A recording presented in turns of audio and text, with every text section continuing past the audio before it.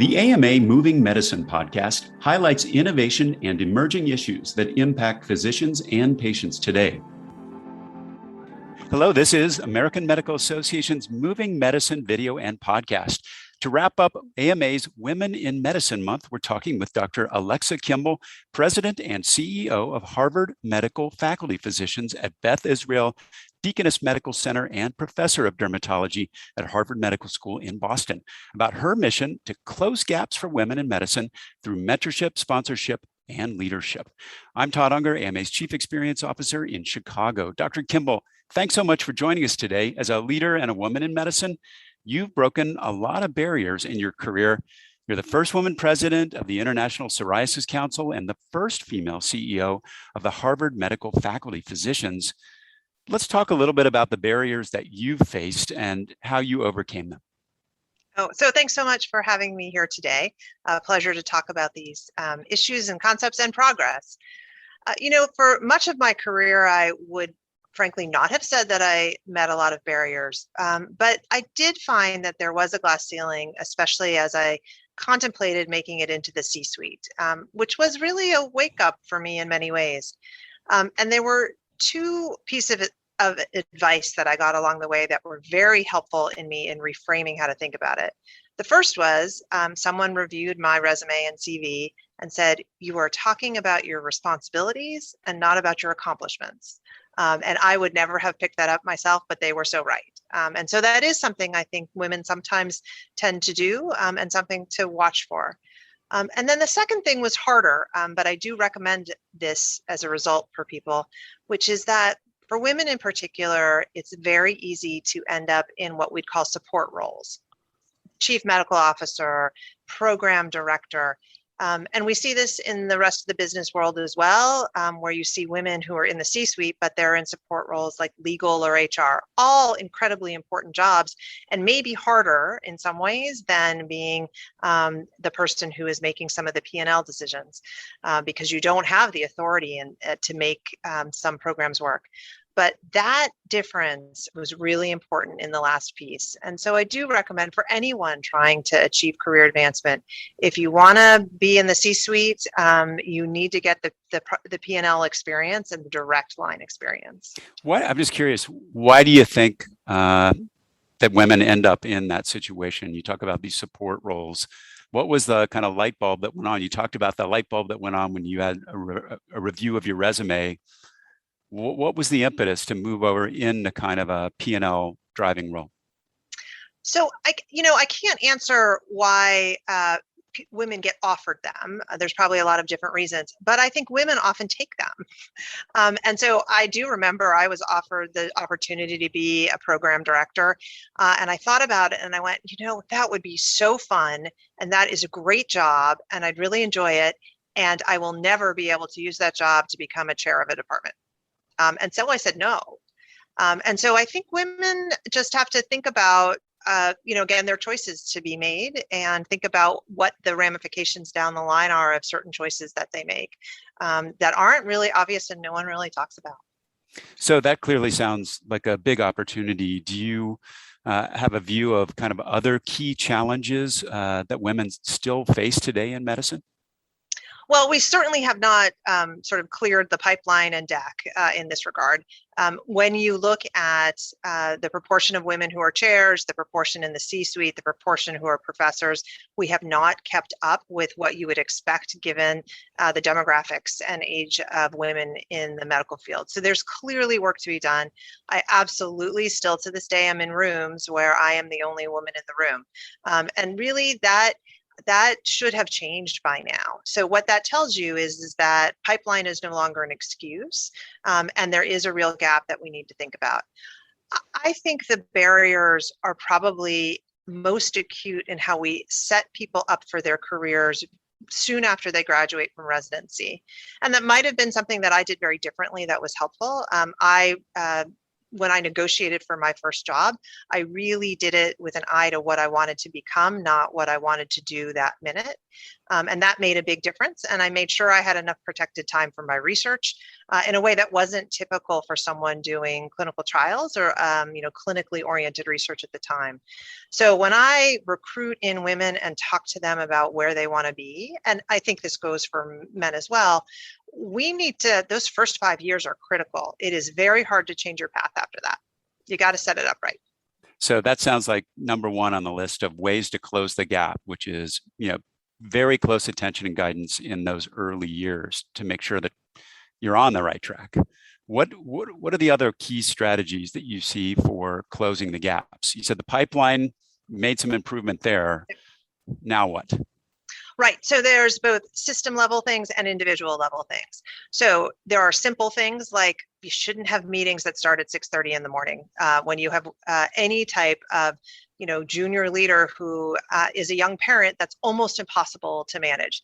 There are always ways to manage it, but why are we making people try to figure out a way to manage it? You need to make sure as a leader that you are always offering all positions in a much more and transparent and open way. Don't assume who might apply or not apply. Get it out there. See what happens. It might end up as you thought it did, but you might in the process actually uncover people who are really talented, who can bring other things to the mix that you hadn't regarded before. So I think leaders need to cast widely and systematically in order to make sure that they provide different types of opportunities. Then there's the structural things. And then there's making sure you leave time to mentor people and give them those key little pieces of advice that might make them reposition differently, put themselves forward differently, or just open up their thinking in some way. You took care of the nation. It's time for the nation to take care of you. The AMA stood by America's physicians and patients during the pandemic, and we're not stopping there. We're fixing prior authorization, leading the charge on Medicare payment reform, supporting telehealth, fighting scope creep, and reducing physician burnout. It's time to rebuild, and the AMA is ready. To learn more about the AMA Recovery Plan for America's Physicians, go to ama-assn.org/time to rebuild. So do people really ask you to have 6:30 a.m. meetings? They do. I just got one today. It's not, again, there's always ways to make those things happen, but you need a culture that says that is not what we do in this culture, because we want to encourage that everyone should be able to participate in these things. The time of the meeting should not be a barrier. Well, that gets a little bit to something that you talked about kind of in our pre-discussion about this idea of women, quote, not pulling their weight as one of the obstacles in the past. Is that still something getting in the way of women's advancement in medicine, do you feel like? Well, I like to think that has changed. But 20 years ago, when I started working on workforce issues, there was a really interesting conversation. So I'm a dermatologist, and at the time, there was a talk of a shortage in dermatology, which turned out to be true. But the reason that people were talking about was, and a little bit behind closed doors, was, well, we're training a lot more women, and then when they work, they only work part-time. And so we're actually behind in the workforce because they're not contributing up to the same amount. So I have to say that got me kind of jazzed up, shall we say. And so I thought, let's get some data and find out what's happening. And what turned out to be the case was that women were working the same amount in medical dermatology, which is where the shortage was. It was true that they were not working as much in surgical derm, but we had plenty of surgical dermatologists. So this was just a really important place of saying, hey, let me go get the data, understand what's going on, and let's do away with this conventional wisdom that turns out not to be true. Gosh, I love that approach of getting the data and really challenging the assumption that had gone on about that. Yeah, and it made a big difference. And I think, today people are much more open and thinking about women who are starting young families, and recognize that I made this argument very early in my career as well, as while you may have a young woman who's on maternity leave, I may have an older clinician who also has a medical leave. Things happen in people's lives and we can't predict them. But when you're a physician, you have that career typically for a very long time. So it's not about what happens in any given 3 months that matters. Well, speaking of unpredictable, we know the pandemic has had a huge impact of women in the workforce. Who often have to bear the brunt of childcare and all of this uncertainty that's been thrown up around, life today. Has that had an impact in medicine that you see the same dynamics occurring? Oh, this pandemic obviously has upended everyone, but it did lay open again that women and women physician parents are shouldering a lot of the home work that they need to do. I do think spouses have picked up some of the slack during this time. Everybody had to be in to make this happen. But there's no question that it caused a lot of concern about, was this going to hold women back further? Could they not get their papers done? Could they not get their scholarships done? We did look at that in our community, and I was very pleased to see that the number and proportion of women who were applying for grants and had success for grants actually hadn't changed, but we need to keep a very careful eye on it to make sure that this has not held people back. I would say there are some positive things though too. Yeah, what's coming out of this? Because I think, like everywhere, people are starting to question things. So why am I making that hour-long commute? Why do I need to do that from the office? I mean, are there assumptions that are fundamentally being questioned and new opportunities coming out of the pandemic?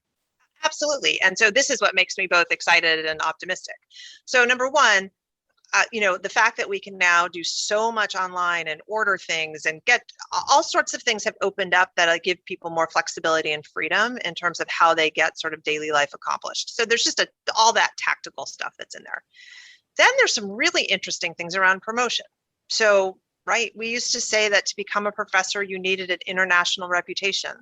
Well, if you can now do your video across the globe, can you create your international reputation in a much more family-friendly kind of way? I think absolutely, and that's really important. And then I think telehealth also gives us a huge opportunity to unhook kind of our clinical practice from the routine of 8 to 5. Do you want to see patients 10 to 3 so you can do something, drop your kids off and pick them up? That might be a possibility. And so I really encourage women and families and everyone to think about the good things that the pandemic has taught us about how to organize our work and our lives to make it more efficient. We also have to make sure that we keep the barrier between the two so that they don't completely blend into each other, which I think is a risk. But there's some good stuff in here. Yeah, especially if you're starting at 6:30 in the morning, that could be for a very long day. I want to talk a little bit back. We mentioned mentorship at the beginning of this, and you were the recipient of the 2021 Joseph B. Martin Dean's Leadership Award for the advancement of women faculty, which is a testimony to all of the mentoring that you've done. How do you factor that in to your other responsibilities, and why is it so important for leaders to make time for that? Oh, thanks so much. It was one of the most meaningful professional and personal experiences I had. So it was a great moment. Thank you. One of the things that came so clear in the process was I had trainees and others come forward and say, you did this one thing and it made such a big difference. And I looked back and I thought, it wasn't that big a thing, at least to me. But it made me realize how important those little touches, those little pieces of advice, the things that resonate can be for people. And in my own career, that certainly happened. It was the chief of service who I walked into a room, there's a leadership table in an intimidating conference room, and he says, "Alexa, you sit here." Right, invites me to the leadership table. It's the colleague who credentials me early in a meeting and says, "Alexa is the expert here." Those little things can make a huge difference for people and leave lasting impact. So as a leader, you need to make sure you leave enough room to have those conversations and do those little things. And so I always try to leave what I call R&D time to make sure that I'm reaching out to people and learning these new things and being in touch. Because in those examples you just gave me, I think a lot of people are unclear on the difference between mentorship and sponsorship, and they are really different things. How do you think about that difference in your own mind, and how does that, characterize itself? Yes, I agree. Sponsorship and mentorship are quite different, and you can do both at the same time. And sponsorship, of course, is about, I think, matching opportunities to people, right? It's about putting people forward, and that's a very important thing, but also why you need to be out there a little bit to meet people, because otherwise you don't know them enough to sponsor them. So you need to have kind of incoming information to do that effectively. For me, mentoring is about helping people think through their own goals. And I think there's always a risk of inserting your own goals as opposed to letting them articulate their own. So you have to, that's the first step, is helping them figure out who they want to be. And then it's about helping them figure out how to get there. And there may be sponsorship along the way, but it's really about connecting them with a pathway that gets them to be who they want to be. Yeah, sometimes I think, in just thinking about my own team, the sponsorship is kind of keeping an eye out for people and making sure they get the opportunities that they need, where, that doesn't always happen because people are really busy. So is that how you're in the background watching out for that too? Oh, absolutely. And as I said, it's I have recruited people from buffet lines who I have just met. I have, I see junior people and I say, I should just meet them. Even if I don't have the right role for them, I may have the right role for them in a year, and I need to know who they are in order to do that. So it's really about keeping all those sort of connections and synthesizing kind of people and opportunities at the same time, that I think makes such an important part of sponsorship. How, just in closing, what advice would you have for leaders who are, want to prioritize the advancement of women? Any other key strategies you found to be particularly effective? So, I think another thing the pandemic taught us is a lot about empathy.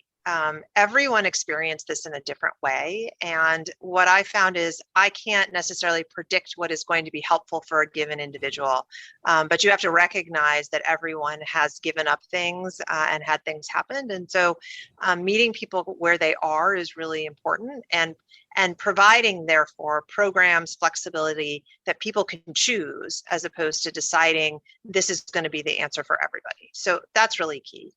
I think keeping work in this area top of mind all the time is important. Again, there's structural things around everything from comp to meeting times. Then there's individual mentorship. And then there's, again, the making sure that you match the opportunities. But you have to be thinking about that really, as well as all the pieces of diversity, equity, and inclusion that are so critical. Those things have to be top of mind all the time. Well, Dr. Kimball, thanks so much for being with us here today and helping us celebrate Women in Medicine Month. It's been a pleasure talking to you. That's it for today's Moving Medicine video and podcast. For more great videos and podcasts, subscribe today at ama-assn.org/podcasts. Thanks for joining us. Please take care. Thank you so much. Thank you. This has been Moving Medicine, a podcast by the American Medical Association. Subscribe to other great AMA podcasts available wherever you listen to yours, or visit ama-assn.org/podcasts. Thank you for listening.